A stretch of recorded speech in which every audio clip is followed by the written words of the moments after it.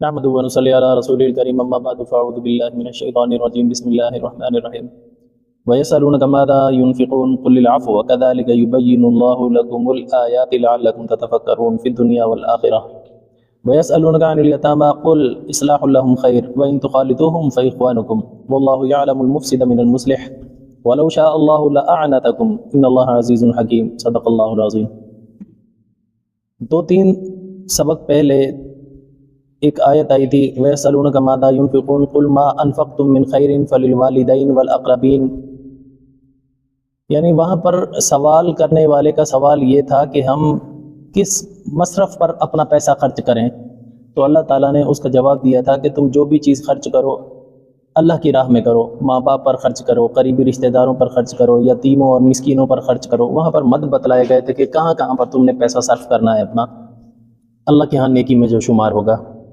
آج کے درس میں جو آیت آئی ہے اس میں بھی سوال اسی نوعیت کا ہے، وَيَسْأَلُونَكَ مَاذَا يُنْفِقُونَ، اے نبی صلی اللہ علیہ وسلم آپ سے سوال کرتے ہیں کیا خرچ کریں۔ تو اب یہاں پر ہے مقدار کے بارے میں کہ کون سا مال ہم خرچ کر سکتے ہیں، مقدار کے لحاظ سے کتنا ہونا چاہیے۔ تو اللہ تعالیٰ نے اس کے جواب میں فرمایا قُلِ الْعَفْوَ، جو بھی زائد مال ہے تمہاری ضرورت سے وہ خرچ کرو، اللہ کے ہاں مراتب پاؤ گے۔ جو ضرورت کا ہے اس کو روکو، اپنی ضرورت میں سے بھی اگر نکال کر خرچ کرو گے نیکی تو ہے، لیکن اس کے لیے صبر کا مادہ بہت بڑا ہونا چاہیے، حضرت ابو بکر صدیق جیسا، جو یہ کہتا تھا اللہ تو کہے تو میں اپنی کھال بھی اتار کر دے دوں تو پتہ چل جائے کہ تو اس سے راضی ہے تو میں یہ بھی کرنے کو تیار ہوں۔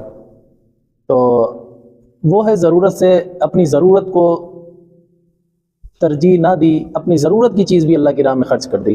یہاں پر اللہ تعالیٰ فرما رہے ہیں کہ جو ضرورت سے زائد ہے وہ خرچ کرو۔ اللہ تعالیٰ کو پتہ ہے کہ اس امت کا پھر آگے چل کے جو صبر میں فرق آ جائے گا وہ ابو بکر صدیق جیسا صبر نہیں ہوگا۔ جو ضرورت کی چیز ہے وہ روکے رکھو اپنے پاس، جو ضرورت سے زائد ہے وہ اللہ کی راہ میں خرچ کرو۔ اس سے یہ بھی پتہ چلا کہ ذخیرہ اندوزی کرنے کو اللہ تعالیٰ پسند نہیں کرتے۔ پہلے سپارے میں آیت گزری نا کہ بنی اسرائیل پر من و سلوہ اترتے تھے، جب من و سلوہ اترتے وہ کھا کھا کے مسٹنڈے ہو گئے۔ اللہ تعالیٰ نے ان کو کہا تھا کہ بس تم ذخیرہ اندوزی نہ کرنا، ہر وقت تمہیں تازہ ملے گا، ایک وقت کا کھانا اگلے وقت کے لیے مت سنبھال کے رکھنا، اس وقت اللہ تمہیں تازہ دے گا۔ لیکن وہ لوگ غریز قسم کے لوگ تھے، وہ یہ سمجھے کہ شاید نہ ملے پھر ہم بھوکے رہ جائیں گے، تو اس لالچ میں آ کر انہوں نے ذخیرہ اندوزی شروع کی، تو اللہ تعالیٰ نے اپنی برکتیں اٹھا لی، من و سلوہ سے بھی وہ محروم ہو گئے۔ اسی طرح یہاں پر بھی اللہ تعالیٰ فرماتے ہیں کہ قُلِ الْعَفْوَ، اے نبی ان کو بتلا دیجئے کہ جو بھی تمہاری ضرورت سے زائد ہے، اضافی مال ہے، اس کو خرچ کرو اللہ کی راہ میں۔ اس سے یہ بھی پتہ چلا ذخیرہ اندوزی بھی نہیں کرنی چاہیے، اس سے یہ بھی پتہ چلا کہ ضرورت سے زائد مال اللہ تعالیٰ اس کو رکھنا پسند نہیں کرتے۔ کوشش یہ کرے کہ ضرورت سے جو زیادہ ہے وہ خرچ کرے۔ ضرورت کیا ہے؟ انسان کی اپنی ضروریات بھی ہیں، اپنے گھر والوں کی بھی ضروریات ہیں۔ نہ اپنا حق مار کر اللہ کی راہ میں دے، نہ گھر والوں کا حق مار کر اللہ کی راہ میں دے۔ ایک جگہ اللہ تعالیٰ سورہ بنی اسرائیل میں فرماتے ہیں کہ وَلَا تَبْسُطْ كُلَّ الْبَسْطِ فَتَقْعُدَ مَلُومًا مَحْسُورًا، سارے کا سارا اللہ کی راہ میں خرچ نہ کر دینا، ایسا نہ ہو پھر خالی ہاتھ ہو کر بھیک مانگتے پھرو۔ اپنی ضرورت کے لیے پہلے سنبھال کر رکھو، جو پھر ضرورت سے زائد ہو اس کو اللہ کی راہ میں خرچ کرو، یہ بہت بڑی نیکی ہے اللہ کے نزدیک۔ كَذَلِكَ يُبَيِّنُ اللَّهُ لَكُمُ الْآيَاتِ لَعَلَّكُمْ تَتَفَكَّرُونَ، اسی طرح اللہ تعالیٰ بیان کرتا ہے تمہارے لیے کھول کھول کر اپنی آیتیں، لعلکم تتفکرون، تاکہ تم غور و فکر کرنے والے بن جاؤ، فی الدنیا والآخرہ، دنیا میں بھی اور آخرت میں بھی۔ یعنی اللہ تعالیٰ دنیا کے بارے میں بھی تمہیں احکامات کھول کھول کر بتلاتا ہے، آخرت کے بھی احکامات کھول کھول کر بتاتا ہے۔ آگے ایک اور سوال ہے وَيَسْأَلُونَكَ عَنِ الْيَتَامَى، اے نبی صلی اللہ علیہ وسلم یہ لوگ آپ سے یتیموں کے متعلق سوال کرتے ہیں۔ اس کا پہلے پس منظر تھوڑا سمجھو۔ جس زمانے میں نبی صلی اللہ علیہ وسلم مبعوث ہوئے اس وقت مظلوموں کی کوئی داد رسی کرنے والا نہیں تھا، خصوصی طور پر یتیموں کے ساتھ بہت برا سلوک کیا جاتا تھا۔ ایک تو ان کے سر پر ماں باپ کا سایہ نہیں ہوتا تھا، پھر جو ان کو وراثت میں مال ملا ہوا ہوتا تھا وہ ان کے قریبی جو عزیز و اقارب ہوتے تھے ان یتیموں کے سر پر ہاتھ رکھنے کے بہانے سے ان کا مال ہڑپ کر لیا کرتے تھے۔ یہ رسم عرب میں بھی تھی اور یہی رواج ہندوستان میں بھی تھا۔ آپ تاریخ اٹھا کر دیکھیں، ہندوستان میں بھی یہی رویہ تھا، یتیموں کے حقوق مارے جاتے تھے۔ یتیم پہلے کہتے کس کو ہیں یہ سمجھو، یتیم اس بچے کو کہتے ہیں جس کے سر پر باپ کا سایہ نہ ہو اور وہ ابھی تک بالغ بھی نہیں ہوا، تب تک وہ یتیم ہے۔ جب وہ بالغ یتیم بچہ جب بالغ ہو جائے پھر اس کے اوپر سے یتیمی کا ٹائٹل جو ہے وہ ہٹ جاتا ہے، پھر اس کو یتیم نہیں کہہ سکتے۔ کب تک اس کے اوپر یتیمی کا حکم لگے گا؟ شرعی لحاظ سے جب تک بالغ نہ ہو جائے۔ ایک کچھ لوگ ایسے ہوتے ہیں جو بچے بالغ تو ہو جاتے ہیں لیکن عقل و شعور نہیں ہوتی ان میں، تو اللہ تعالیٰ نے سورہ نساء میں فرمایا کہ ان کے مال کی اس وقت تک حفاظت کرو جب تک وہ اپنی رشد و ہدایت کو نہ پہنچ جائیں، یعنی سوچ سمجھ کو، عقل شعور کو نہ پہنچ جائیں، تب تک ان کے مال کی حفاظت کرتے رہو۔ جب وہ اپنے عقل و شعور کو پہنچ جائیں، اپنا اچھا برا سمجھنے لگ جائیں، اتنی عقل آ جائے، پھر ان کا مال ان کے حوالے کر دو، یہ تمہیں تمہارے آبا و اجداد سے وراثت میں ملا تھا، یہ تمہارا حصہ ہے۔ اصل حکم تو یہ ہے۔ اللہ تعالیٰ نے قرآن مجید میں جب اسلام آیا تو اس وقت بھی کافی لوگوں کے پاس یتیم وغیرہ ہوا کرتے تھے، تو حق تلفیاں ہوتی تھی۔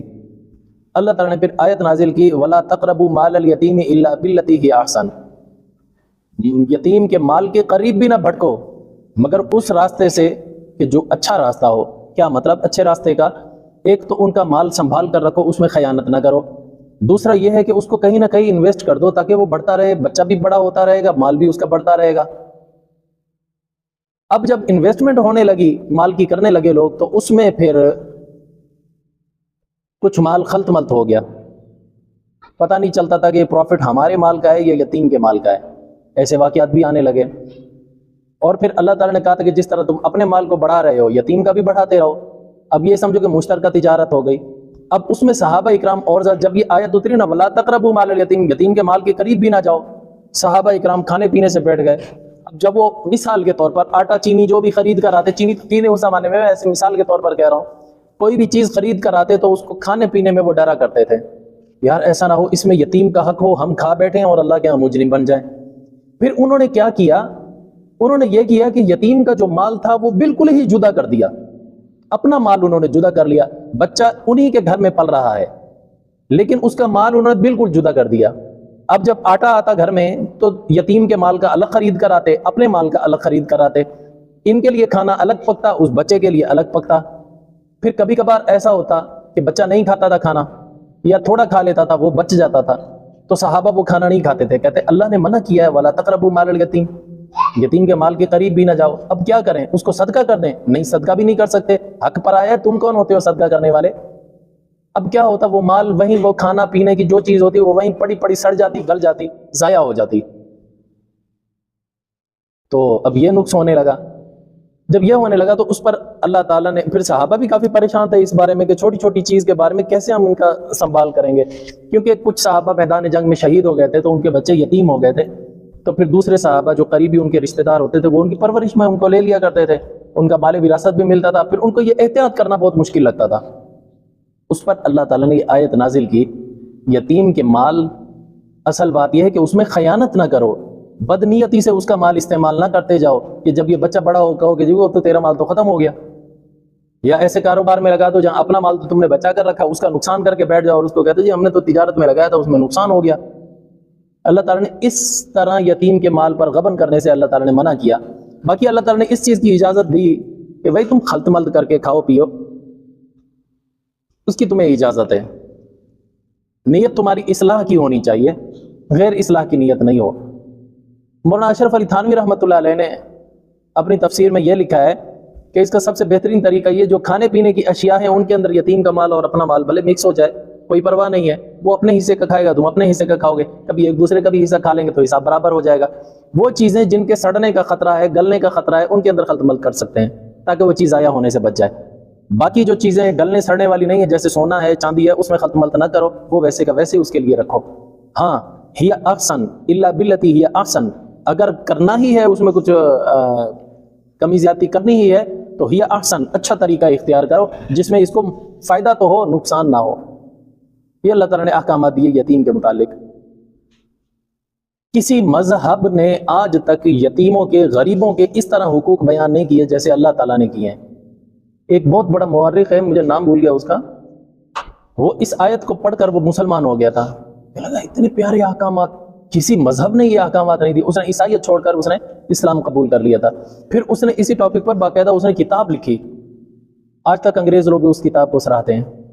اس کے اندر اس نے اسلام کی تعریف کی، اور پھر جو اسلام نے جو غریبوں کے حقوق بیان کیے ہیں نا، یتیموں کے، مسکینوں کے، غریبوں کے اور عورتوں کے، ان سارے حقوق پر اس نے کتاب لکھی، جس پر آج تک انگریز حیران ہوتے ہیں۔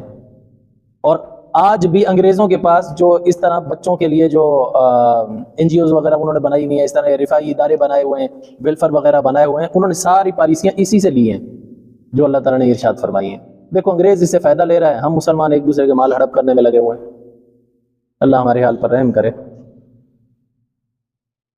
اب ترجمہ دیکھ رہے ہیں، بَيَسْأَلُونَكَ عَنِ الْيَتَامَىٰ، اے نبی صلی اللہ علیہ وسلم یہ آپ سے سوال کرتے ہیں یتیموں کے متعلق، قُلْ إِصْلَاحٌ لَهُمْ خَيْرٌ، ان کو کہہ دیجئے کہ ان کے لیے اصلاح کرنا بہتر ہے، یعنی ان کے مال کو اصلاح کے طور پر کاروبار میں انویسٹ کر تو بڑھتا جائے، اور اسی طرح خراب ہونے سے بچانے کے لیے خلط ملط بھی کر لو، کوئی حرج نہیں ہے۔ وَإِن تُخَالِطُوهُمْ، اگر تم ان کے مال کو مکس بھی کر لو اپنے مال کے ساتھ کھانے پینے کی اشیاء میں، تو فَإِخْوَانُكُمْ، وہ بھی تو تمہارے بھائی ہیں، یعنی اسلامی لحاظ سے، رشتے کے لحاظ سے۔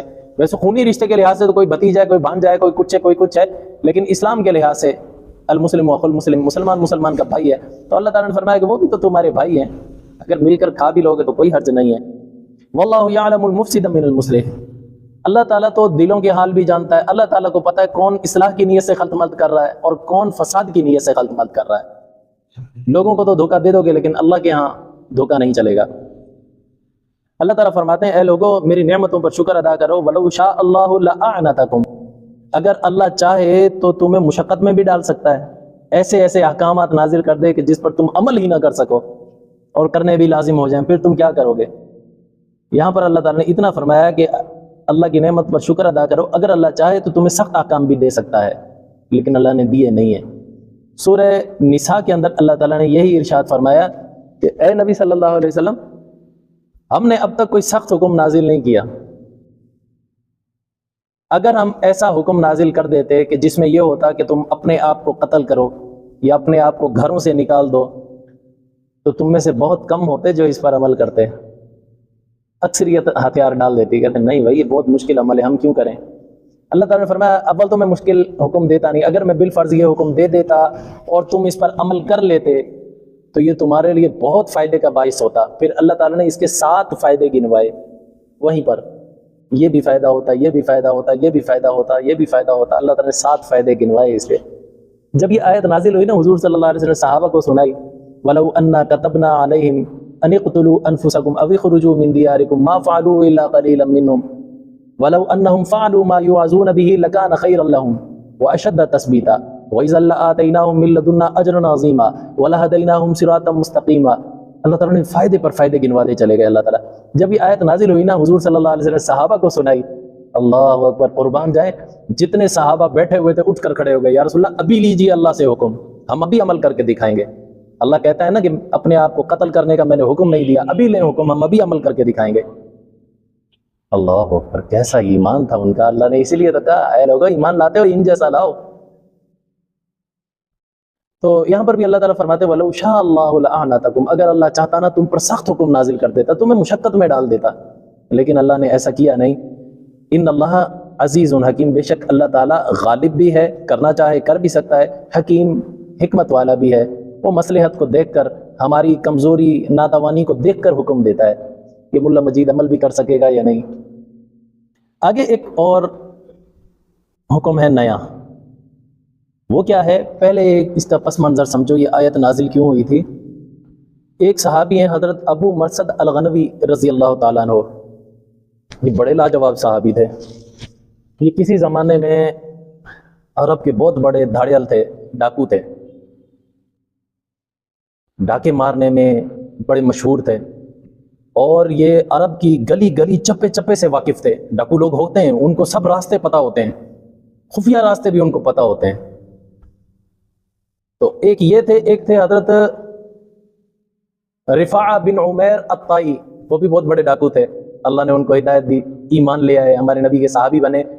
پھر انہوں نے حضرت خالد بن ولید کے ساتھ مل کر جو ملک یہ روم والوں کو جو اس نے ناکو چنے چبوائے ہیں نا، وہ جگہوں سے واقف تھا، پہاڑی علاقوں سے واقف تھا، اس کو سارے راستوں کا پتہ تھا، ملک شام تک کے راستوں کا پتہ تھا۔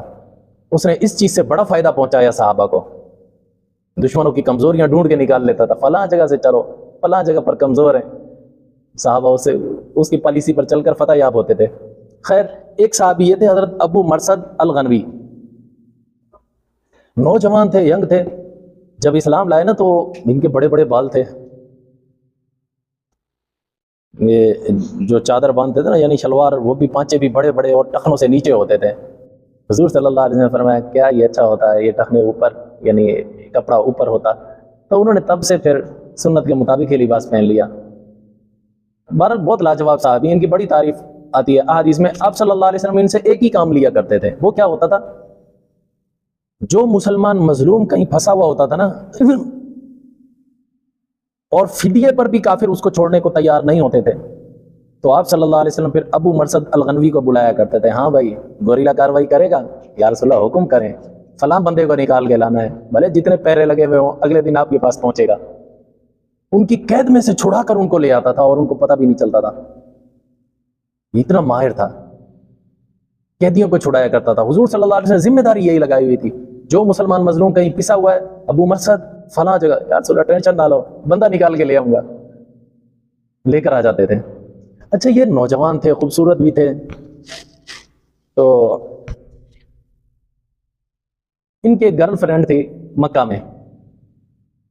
جب یہ اسلام لائے تو یہ سب کچھ چھوڑ چھاڑ کر مدینہ آ گئے۔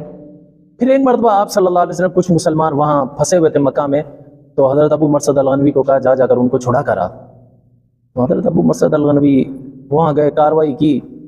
کاروائی کرنے کے لیے جب جا رہے تھے تو محبوبہ سے ملاقات ہو گئی۔ کہنے لگے کیسے آئے گا؟ میں اپنے کام سے آیا ہوں۔ کہنے میں یہاں انتظار کروں۔ کہنے لگے تو یہیں انتظار کر، میں یہیں آ کر ملوں گا، پہلے میں اپنی کاروائی کر لوں، میں جس کام کے لیے آیا ہوں وہ کر لوں۔ اس نے نبی صلی اللہ علیہ وسلم کے ان صحابہ کو وہاں سے نکالا، گوریلا کاروائی کے ذریعے ان کو مدینہ کی طرف رخصت کر دیا کہ تم جاؤ، میں آ رہا ہوں، فلاں راستے پر چلے چلنا، وہیں پر میں بھی آ کر تم سے ملوں گا۔ ان کو بہر قیدیوں کو چھڑا کر ان کو آگے بھیج دیا اور خود اپنی گرل فرینڈ سے ملنے کے لیے چلے گئے۔ تو وہاں بات چیت ہوئی تو گرل فرینڈ کہنے لگی آجا، اب اتنے عرصے کے بعد ملا ہے تو شوق بھی پورا کر لیتے ہیں ملنے کا۔ تو کہنے لگے نہیں، تجھے پتہ نہیں ہے میں اسلام قبول کر چکا ہوں، ہمارے مذہب میں زنا حرام ہے۔ کہنے لگی اچھا اگر یہ بات ہے تو پھر اپن نکاح کر لیتے ہیں۔ حضرت ابو مرثد غنوی پھر سوچ میں پڑ گئے، ہاں یہ راستہ تو حلال ہے، لیکن میں اس وقت تک نہیں کروں گا جب تک میرے آقا حضرت محمد مصطفیٰ مجھے اجازت نہ دے دیں۔ کہنے لگی اچھا چل پھر تو پہلے اجازت لے لے، پھر میں تیرے انتظار میں بیٹھی ہوں۔ کہنے لگے ٹھیک ہے۔ یہ پھر وہاں سے نکلے، سیدھے ان صحابہ کو ساتھ لیا اور حضور صلی اللہ علیہ وسلم کی خدمت میں 10-11 دن کے بعد آ کر مدینہ منورہ پہنچے۔ تو پہنچ کر پھر انہوں نے حضور صلی اللہ علیہ وسلم کے سامنے اپنی درخواست پیش کرنے ہی لگے تھے۔ حضور صلی اللہ علیہ وسلم دیکھ کر مسکرانے لگے، کہنے ابو مرثد اگر وہ مسلمان ہو جائے تو اس سے شادی کرو، ورنہ اللہ تعالیٰ نے منع کر دیا ہے۔ تو ابو مرثد نے کہا یا رسول اللہ اب کیا کریں؟ تو آپ صلی اللہ علیہ وسلم نے یہ آیت پڑھ کر سنائی کہ اللہ تعالیٰ نے تیرے بارے میں یہ حکم نازل کر دیا ہے۔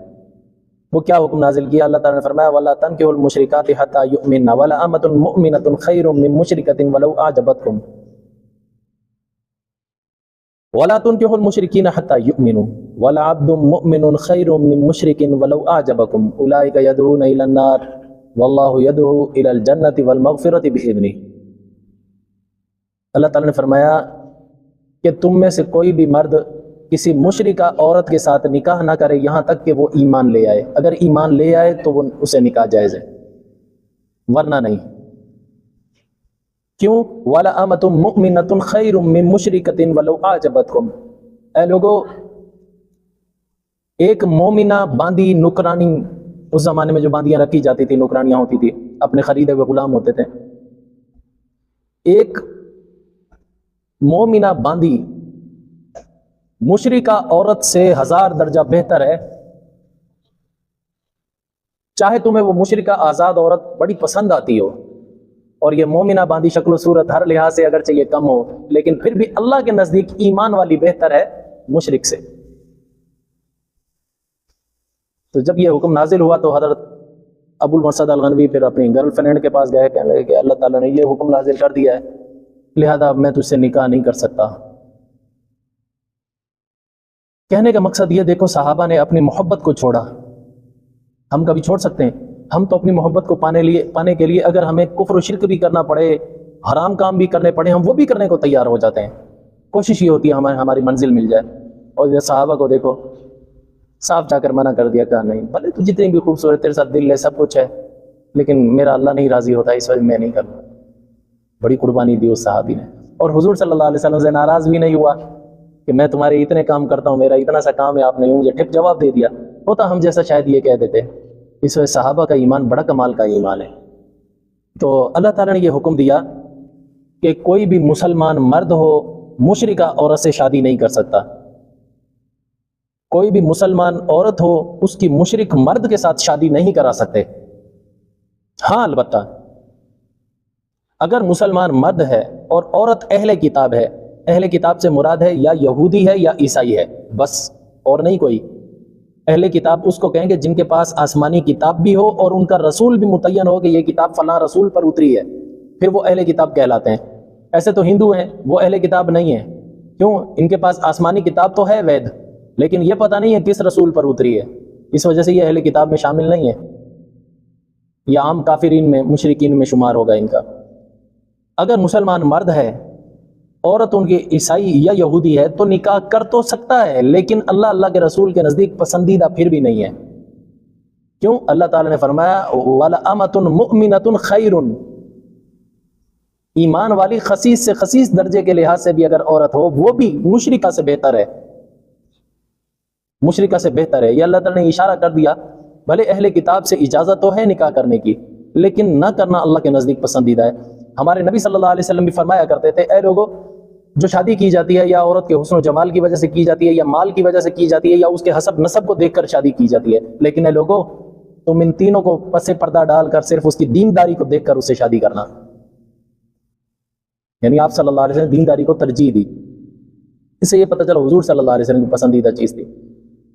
حضرت عمر رضی اللہ تعالیٰ عنہ کے زمانے میں جب ملک روم بھی فتح ہو گیا, فارس بھی فتح ہو گیا, تو صحابہ اکرام پھر مدینہ سے بہت دور چلے گئے تھے, تو انہوں نے وہاں پر دوسریاں, تیسریاں, چوتھیاں بھی شادیاں کی. تو انہوں نے جب مال غنیمت میں جو عورتیں ہاتھ آئی, تو کچھ مسلمانوں نے, کچھ صحابہ نے ان سے بھی شادیاں کی. اب مال غنیمت میں جو ہاتھ آئی یا یہودی تھی یا عیسائی تھی. حضرت حذیفہ بن یمان رضی اللہ تعالیٰ عنہ نے ایک یہودی عورت کے ساتھ شادی کی, اور حضرت سعد نے غالباً ایک عیسائی عورت کے ساتھ شادی کی. جب حضرت عمر رضی اللہ تعالیٰ عنہ کو پتہ چلا, تو انہوں نے فوراً فرمان جاری کر دیا ساری اسلامی سلطنتوں میں کہ مسلمانوں کو کہو اہل کتاب سے بھی شادی نہ کریں, بہتر یہی ہے. میں ناجائز ہونے کے, حضرت حذیفہ بن یمان نے پوچھا کیا یہ ناجائز ہے؟ حضرت عمر نے فرمایا نہیں, ناجائز نہیں ہے, جائز ہے, لیکن اس میں تمہاری بہتری ہے. کیوں؟ حضرت عمر رضی اللہ تعالیٰ عنہ وجہ بھی بتلا رہے ہیں. کہتے ہیں اس سے نقصان یہ ہوگا کہ جو عورت تمہارے گھر میں بیوی بن کر آئے گی, وہ تم مسلمانوں کے راز لے کر راز آؤٹ بھی کر سکتی ہے, اور تمہیں جنگوں کے اندر مصیبت کا سامنا بھی کرنا پڑ سکتا ہے. اور یہ اکثر لوگوں نے دیکھا بھی ہے فلموں ڈراموں میں, عیسائی عورتیں مسلمانوں کے پاس آتی پھر یہاں سے مخبریاں کرتی تھی, اگرچہ بظاہر انہوں نے اسلام قبول کیا ہوا ہوتا تھا. دوسری بات پھر حضرت عمر نے یہ فرمائی, جب تمہاری ان سے اولاد ہوگی, تم تو نکلے ہوئے ہوگے جنگ لڑنے میں, تربیت کون کرے گی؟ ماں. وہ تمہارے بچوں کو عیسائی یا یہودی بنائے گی, وہ مسلمان نہیں بنائے گی. نقصان ہے. پھر جب یہ نقصانات گنوائے نا, تو حضرت حذیفہ نے بھی فوراً اس یہودیہ کو طلاق دے دی, حضرت سعد نے بھی فوراً جو ہے نا اس عیسائی عورت کو طلاق دے دی.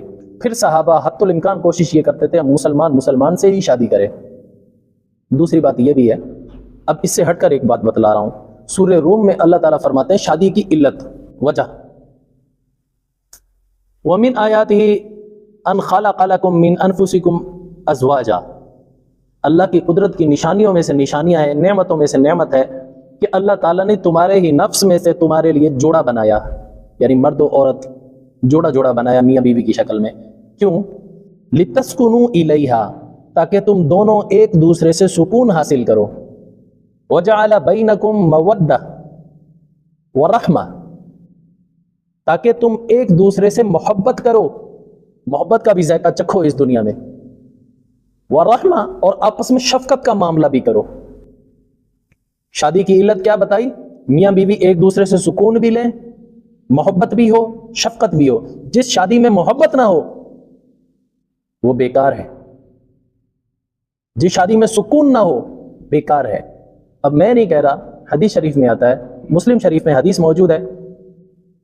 دل کرتا ہے کہ قرآن مجید کے بعد حدیث کا بھی درس دوں، اس میں بہت ساری باتیں نکلیں گی بہت فائدے کی. اچھا خیر، حدیث شریف میں آتا ہے کہ جس مرد کی عورت بد اخلاق ہو، سدھارنے سے سدھرتی ہی نہ ہو، وہ پھر بھی اس کا رکھ کر بیٹھا ہوا ہے، طلاق نہیں دیتا، وہ دیوس ہے.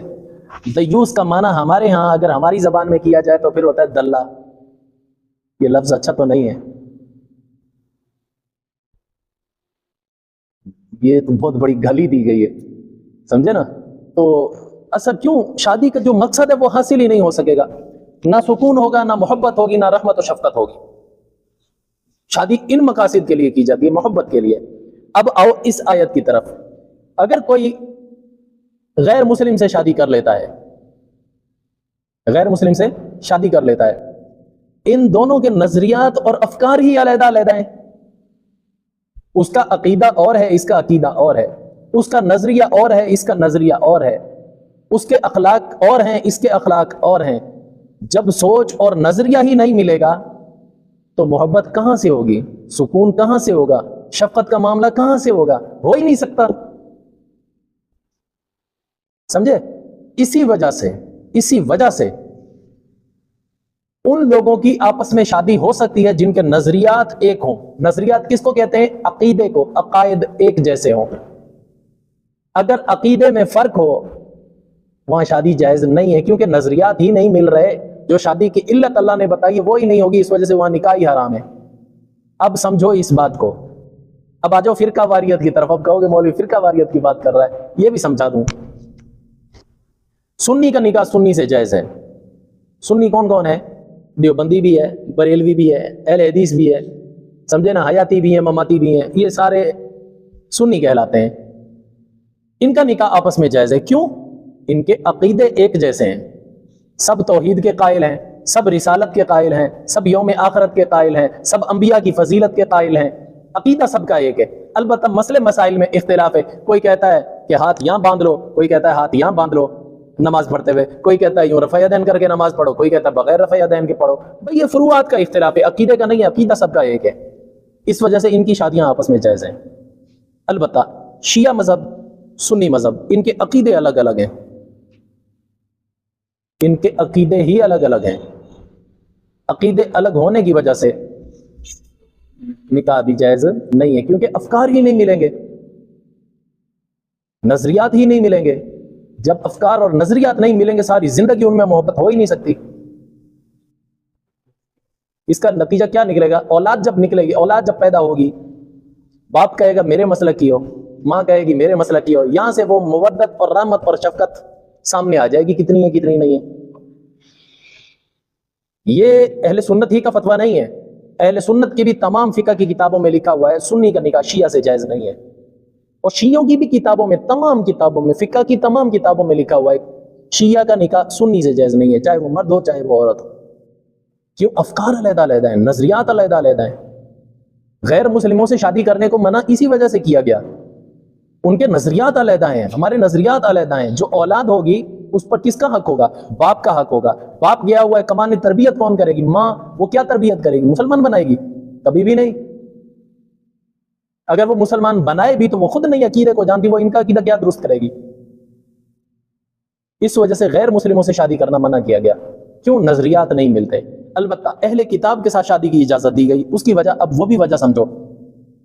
بھائی اگر غیر مسلموں کے ساتھ جائز نہیں ہے شادی تو عیسائی اور یہودی بھی تو غیر مسلم ہے نا، ان کے ساتھ کیسے جائز قرار دے دی؟ اس کی وجہ یہ ہے کہ نظریات کے اندر دو چیزوں میں ہم مشترک ہیں، تیسری چیز میں اختلاف ہے. کچھ نہ کچھ قربت ہے ان میں. وجہ کون کون سے نظریات؟ توحید کے وہ بھی قائل ہیں، مسلمان بھی قائل ہیں. مرنے کے بعد دوبارہ زندہ ہونا ہے، قیامت قائم ہونی ہے، اس کے وہ بھی قائل ہیں، ہم بھی قائل ہیں. البتہ تیسری چیز میں اختلاف ہے، رسالت میں. ہم نبی صلی اللہ علیہ وسلم کو آخری رسول مانتے، وہ رسول ہی نہیں مانتے. یہاں پر اختلاف ہے. اس وجہ سے ان کی لڑکی لے تو سکتے ہیں لیکن ان کو لڑکی دے نہیں سکتے. بات سمجھ میں آ رہی ہے؟ ان کی لڑکی لے سکتے ہیں، دے نہیں سکتے. آپ کہیں گے یار یہ تو پھر نا انصافی ہے. اب اس کی وجہ سمجھ لو کیوں منع کیا گیا. شریعت نے کیوں یہ قرار دیا کہ لڑکی دے نہیں سکتے، لے سکتے ہیں؟ اس کی وجہ اللہ تعالیٰ نے شوہر کو گھر کا حاکم بنایا ہے. الرجال قوامون علی النساء. اللہ تعالیٰ نے مرد کو حاکمیت عطا کی ہے عورت پر. مرد حاکم ہے، عورت محکوم ہے. گھر میں جو راج چلے گا، جو آرڈر چلے گا، وہ مرد کا چلے گا، عورت کا نہیں. یہ الگ بات ہے، ہمارے ہاں الٹی گنگا بہ رہی ہے، عورتیں سروں پر چڑھی، مرد تھلے لگے ہوئے ہیں، وہ بات الگ ہے. لیکن حقیقت کے لحاظ سے جو شریعت نے حق دیا ہے وہ کیا ہے کہ مرد حاکم ہے، عورت محکوم ہے. اب اگر لڑکی عیسائی ہے، لڑکا مسلمان ہے، تو مسلمان حاکم ہے، وہ محکوم ہے. وہ اپنے نظریے کو گھر پہ مسلط کرنا چاہے کر سکتا ہے، وہ اپنی بیوی کو بھی مجبور کرنا چاہے اپنے نظریے پر کر سکتا ہے. کیوں؟ وہ حاکم ہے. اگر اس کا الٹ ہو جائے کہ لڑکی مسلمان ہو اور لڑکا ہندو ہو، اب لڑکا بن گیا حاکم، مثال کے طور پر غیر مسلم ہے لڑکا، وہ بن گیا حاکم، لڑکی ہے محکوم. اب وہ لڑکا اپنا نظریہ گھر پہ لاگو کرتا ہے اور اپنی بیوی پر لاگو کرتا ہے، تو وہ اسلام پر عمل کر سکے گی؟ کبھی بھی نہیں. اس کے نظریات خراب ہو جائیں گے، اس کا عقیدہ خراب ہو جائے گا، اس کا ایمان خراب ہو جائے گا. اس وجہ سے اللہ تعالیٰ نے ایمان کو بچانے کو اولین ترجیح دی ہے. اس وجہ فرمایا کہ عیسائی یہودیوں کی لڑکی لے تو سکتے لیکن ان کو دے نہیں سکتے. لیکن لینا بھی بہتر نہیں ہے، اللہ اور اللہ کے رسول نے ناپسند کیا ہے. پوری بات سمجھ میں آ گئی؟ اب ترجمہ دیکھیں گے، آسانی سے ہر چیز سمجھ آئے گی. وَلَا تَنْكِحُوا الْمُشْرِكَاتِ حَتَّى يُؤْمِنَّ. اے مردو، اے مسلمان مردو، نہ نکاح کرو مشرک عورتوں سے، حتیٰ یؤمن، یہاں تک کہ وہ عورت ایمان لے آئے. جب ایمان لے آئے پھر شادی کر سکتے ہو، ورنہ نہیں. وَلَأَمَةٌ مُؤْمِنَةٌ خَيْرٌ مِّن مُشْرِكَةٍ وَلَوْ أَعْجَبَتْكُمْ. ایمان والی باندھی بھی ہو وہ بہتر ہے مشرکہ آزاد عورت سے. یعنی جو غلام نہیں ہے عورت، حسب نسب والی ہے، عزت والی ہے، مال و دولت والی ہے، حسن و جمال والی ہے. لیکن مومنہ جو باندھی ہے وہ بیچاری غریب ہے، کچھ بھی نہیں ہے، نہ اس کا حسب ہے نہ نسب ہے، لیکن پھر بھی ایمان تو ہے نا اس کے پاس. اللہ تعالیٰ فرماتے ہیں کہ یہ باندھی بہتر ہے مشرکہ عورت سے، وَلَوْ أَعْجَبَتْكُمْ، اگرچہ تمہیں وہ مشرکہ عورت پسند آ جائے، ہر خوبی تمہیں اس کے اندر نظر آ رہی ہو، لیکن ایمان نہیں ہے تو ساری خوبیاں غارت. آگے فرمایا وَلَا تُنْكِحُوا الْمُشْرِكِينَ حَتَّى يُؤْمِنُوا. اے لوگو، نہ نکاح کراؤ اپنی عورتوں کا مشرک مردوں کے ساتھ. اس میں ایک بات اور پتہ چلی کہ اللہ تعالیٰ نے شروع میں خطاب کیا ڈائریکٹ مردوں کو، تم نکاح نہ کرو عورتوں سے، اور یہاں پر خطاب ہونا تو یہ چاہیے تھا عورتوں کو، کہتے ہیں اور تو تم بھی نکاح نہ کرو مشرک مردوں سے، ہونا تو یہ چاہیے تھا. لیکن یہاں پر بھی مردوں کو خطاب کیا. اسے پتہ چلا حاکم مرد ہے، حاکمیت اللہ نے مرد کو دی ہے. کیا فرمایا؟ اے مردو، تم بھی نکاح نہ کراؤ اپنی عورتوں کا، نہ نکاح کراؤ مشرک مردوں کے ساتھ، حتیٰ یؤمنوا، یہاں تک کہ وہ مشرک مرد ایمان لے آئیں. وَلَا عَبْدٌ مُؤْمِنٌ خَيْرٌ مِّن مُشْرِكٍ وَلَوْ أَعْجَبَكُمْ. ایمان والا غلام وہ بہتر ہے مشرک آزاد سے، وَلَوْ أَعْجَبَكُمْ، چاہے وہ مشرک آزاد تمہیں پسند آ جائے. خوبصورت بھی ہے، سونا بھی ہے، مال دولت والا بھی ہے، حسن و جمال والا بھی ہے. آج کل ہم یہی دیکھا کرتے ہیں، بس شیعہ سنی والا کوئی بھی نہیں دیکھتا، حالانکہ دونوں فقہوں میں منع ہے ایک دوسرے کے ساتھ نکاح کرنا. پھر بھی یا مال پر مر کر رشتہ دے دیتے ہیں یا حسن و جمال پر مر کر رشتہ دے دیتے ہیں. یہ غلط ہے. اور نتیجہ کیا نکلتا ہے؟ اولاد کھوتا ہی نکلتی ہے، پھر نہ ادھر کی نہ ادھر کی، آدھا تیتر آدھا بٹیر اولاد نکلتی ہے. وہ کہتے ہیں ہم کچھ بھی نہیں ہے، نہ شیعہ ہے نہ سنی، ہم تو مسلمان ہیں. اچھا، یہ کوئی الگ چیز ہے مسلمان؟ وَلَوْ أَعْجَبَكُمْ أُولَٰئِكَ يَدْعُونَ إِلَى النَّارِ. اس کی وجہ کیا ہے؟ اللہ تعالیٰ یہ کیوں منع کر رہے ہیں؟ اللہ تعالیٰ اس وجہ منع کر رہے ہیں کہ دیکھو میاں بیوی کا تعلق ہوتا ہے محبت کا، محبت میں ایک دوسرے کی بات مانی جاتی ہے. اگر ایک دوسرے کی بات مانیں گے، ایک ہے مسلمان ایک ہے کافر، تو پھر کیا ہوگا نتیجہ؟ أُولَٰئِكَ يَدْعُونَ إِلَى النَّارِ. جو کافر ہوں گے وہ تو تمہیں دوزخ کی طرف بلائیں گے، جبکہ وَاللَّهُ يَدْعُو إِلَى الْجَنَّةِ وَالْمَغْفِرَةِ بِإِذْنِهِ. اور اللہ تعالیٰ تو تمہیں جنت کی طرف اور بخشش کی طرف بلانا چاہتا ہے بِإِذْنِهِ، اپنے حکم سے. وَيُبَيِّنُ آيَاتِهِ لِلنَّاسِ. اور اللہ تعالیٰ ایسے ہی کھول کر اپنی نشانیاں، اپنے احکامات بیان کرتا ہے لوگوں کے لیے، لعلہم یتذکرون، تاکہ یہ لوگ نصیحت پکڑ لیں، یہ لوگ ان حکموں پر عمل کرنے والے بن جائیں. آگے حائضہ عورت کے متعلق احکامات وہ انشاءاللہ کل عرض کر دیے جائیں گے. وآخر دعوانا الحمدللہ رب العالمین. شریعت کا راستہ دکھاتے چلو، دیے عظمتوں کے جلاتے چلو، شریعت کا راستہ دکھاتے چلو۔